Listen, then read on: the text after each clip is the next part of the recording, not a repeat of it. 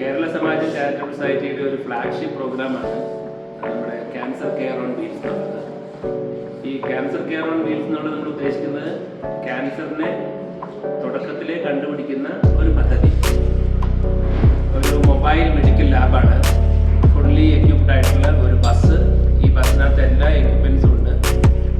ഉദാഹരണത്തിന് haematology analyser, hormone അസേ analyser, അങ്ങനെ ക്യാൻസറിനെ കണ്ടുപിടിക്കാൻ പറ്റുന്ന എല്ലാ എക്യുപ്മെൻസും ഉള്ള ഒരു ലാബാണ് മൊബൈൽ ലാബ്.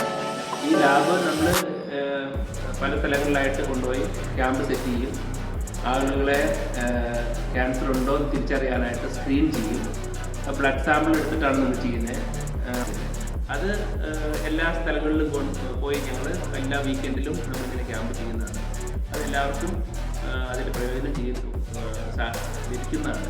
അപ്പോൾ അത് നമ്മുടെ വോളണ്ടിയേഴ്സാണ് അധികം നമ്മൾ ചെയ്യുന്നത്. നമുക്കൊരു ഓർഗനൈസ് സെറ്റപ്പ് ഉണ്ട്. ലാബ് ടെക്നീഷ്യൻസ് ഉണ്ട്, ടെക്നിക്കൽ മെഷീൻസ് ഹാൻഡിൽ ചെയ്യുന്ന ആൾക്കാരുണ്ട്, നഴ്സസ് ഉണ്ട്, ഡോക്ടേഴ്സ് ഉണ്ട്, ക്യാൻസർ സ്പെഷ്യലൈസ്ഡ് ഡോക്ടേഴ്സ് ഉണ്ട്.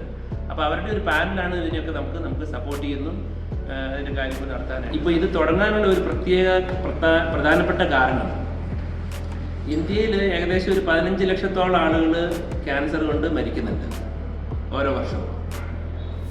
അതിനും കാരണം എന്ന് വെച്ചാൽ ലേറ്റ് ഡിറ്റക്ഷനാണ്.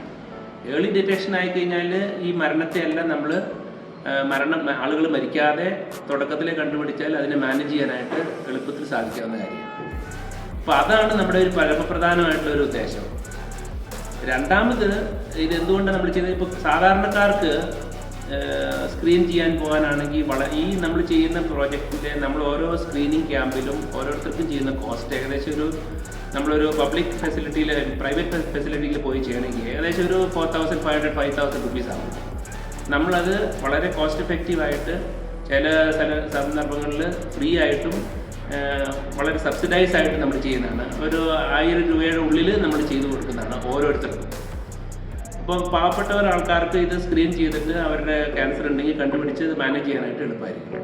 കോസ്റ്റും വളരെ കുറവായിരിക്കും. തുടക്കത്തിലേ കണ്ടുപിടിച്ചാൽ അവരുടെ ലൈഫിനെയും ഫുൾ ലൈഫ് അച്ചീവ് ചെയ്യാനായിട്ട് അവർക്ക് സാധിക്കുന്നതാണ്. അപ്പോൾ അതുകൊണ്ടാണ് നമ്മളിങ്ങനെ ഒരു പ്രോജക്റ്റിനെ പ്രൊമോട്ട് ചെയ്യുന്നത്. ഇതിൻ്റെ രണ്ടാമത്തെ ഒരു അംശം എന്ന് വെച്ചാൽ, ഇത് ആക്ച്വലി ഇപ്പോൾ എസ്റ്റാബ്ലിഷ്മെൻറ്റിന് ഒരു ചാലഞ്ചാണ്. ഇപ്പോൾ കോർപ്പറേറ്റ് ഹോസ്പിറ്റലുകളായാലും കൊള്ളാം, ഗവൺമെൻറ് ഹോസ്പിറ്റലുകളായാലും കൊള്ളാം, എവിടെയും ഏർലി ഡിറ്റക്ഷനെ പ്രൊമോട്ട് ചെയ്യുന്ന പ്രോജക്റ്റുകൾ കാണുന്നില്ല. ഏർലി ഡിറ്റക്ഷനാണ് ഈ ക്യാൻസറിനെ മാനേജ് ചെയ്യാൻ പറ്റുന്ന ഏറ്റവും നല്ല മെത്തേഡ് എന്നുള്ളത് എല്ലാവർക്കും അറിയാവുന്നതാണ്. പക്ഷേ അവരതിനെ പ്രൊമോട്ട് ചെയ്യുന്നില്ല. അപ്പോൾ അതിനുള്ളൊരു ചാലഞ്ചായിട്ട്, ഒരു മോഡലായിട്ടാണ് നമ്മളിങ്ങനെ ക്യാൻസർ കെയർ ഓൺ വീൽസ് എന്നുള്ള പ്രോജക്റ്റ് നമ്മൾ നടത്തുന്നത്. അപ്പോൾ അത് എല്ലാ സാമാന്യ ജനങ്ങൾക്കെല്ലാം പ്രയോജനമാകുന്ന രീതിയിൽ ആളുകളുടെ ലൈഫ് സേവ് ചെയ്യാനും കോസ്റ്റ് മാനേജ് ചെയ്യാനും അതിനൊരു ധൈര്യം കൊടുക്കാനായിട്ടും കൂടിയാണ് നമ്മളിങ്ങനെ ഒരു പ്രോജക്റ്റ് ചെയ്യുന്നത്.